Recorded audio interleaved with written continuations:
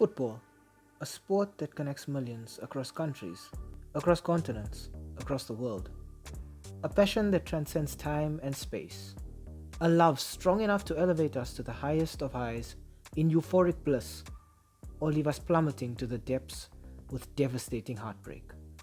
Join us as we explore some of the most memorable moments in recent footballing history, along with the impacts they may have had on players, teams, and the beautiful game as a whole. Welcome to the Split Second.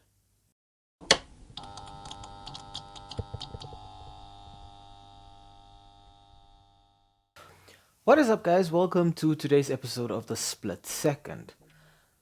We've already covered a certain feature where the fans got a bit crazy when it came to a certain player in a very already heated derby. So for today, I think we just continue on that trend. But for that, we gotta go back to 2005, the 12th of April to be exact.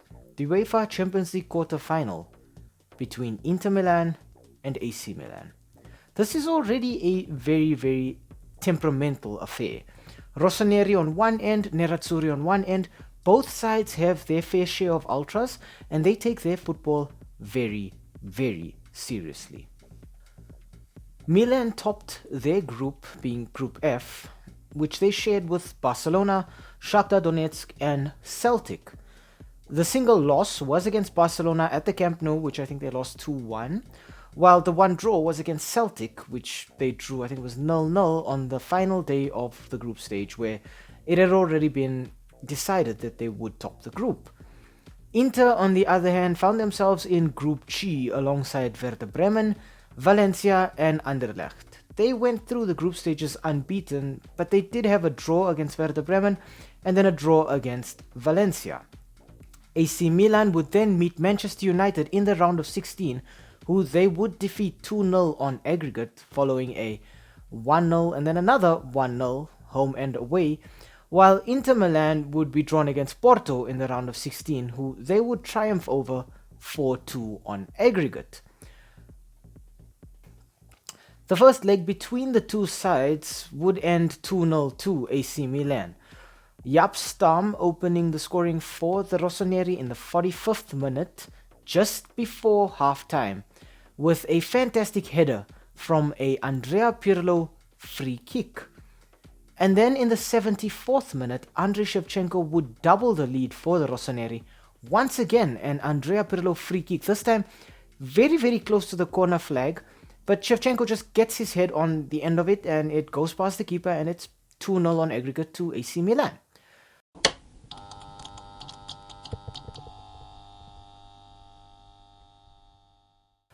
Now in the second leg, Inter knew they had more than enough ground to cover up.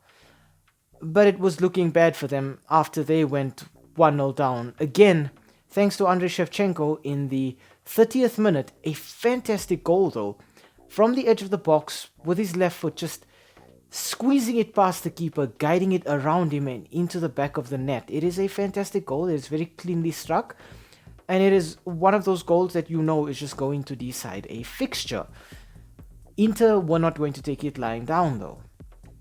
They pushed, and in the 71st minute, Esteban Cambiaso kind of got a header that went into the back of the net, but it was disallowed by the referee. I'm not sure if it was because there was a push on the goalkeeper or something went wrong there, but the referee disallows the goal and the fans are less than impressed. Immediately, the AC Milan goalkeeper is bombarded with flares, bottles, all sorts of objects, and it starts to turn very riotous, to be honest. The referee tries to calm things down, but he has to call things to a halt once a lit flare strikes the AC Milan goalkeeper Duda on the shoulder. I don't think it's the kind of thing that any player expects, but obviously Dida is now unable to continue, probably due to some nasty burns from the flare, and Christian Abbiati straps himself up and gets ready to come onto the pitch. The ref, obviously hoping that things have calmed down, tries to restart the game, but there's no point because it hasn't calmed down. The Inter Milan fans are incensed. They're ready to murder somebody, and they want the world to know this. Flares continue raining down onto the AC Milan half of the pitch, to the point where you can barely see anything that's happening on the pitch.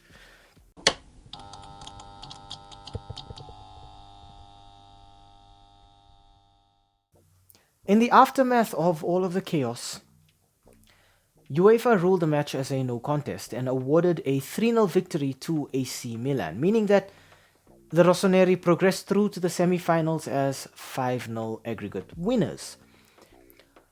AC Milan would then face Liverpool in the final of the 2005 UEFA Champions League in Istanbul, in what is probably one of the craziest and most energetic finals ever, where they would lose to the English side on penalties after throwing away a 3-0 lead at half-time. But I think for this incident in particular, this Milan derby that was so heated, I think the image that sticks in everybody's mind is not really the image of Dida being struck by that flare, but instead this, the image of Marco Materazzi, an Inter Milan player, leaning with his elbow on the shoulder of Rui Costa, an AC Milan player. I think this picture sort of exemplifies exactly what was going on that day. The fans were incensed, they were livid, they were borderline ready to commit murder. But the players at the end of the day understood that at the end of the day, their safety was more important. Amidst the chaos, they found a certain sense of camaraderie between them. And I think that's beautiful, but the fact that it needed something that aggressive, that violent, where a player had to be struck by a flare just for that image to be taken, I think that says a lot.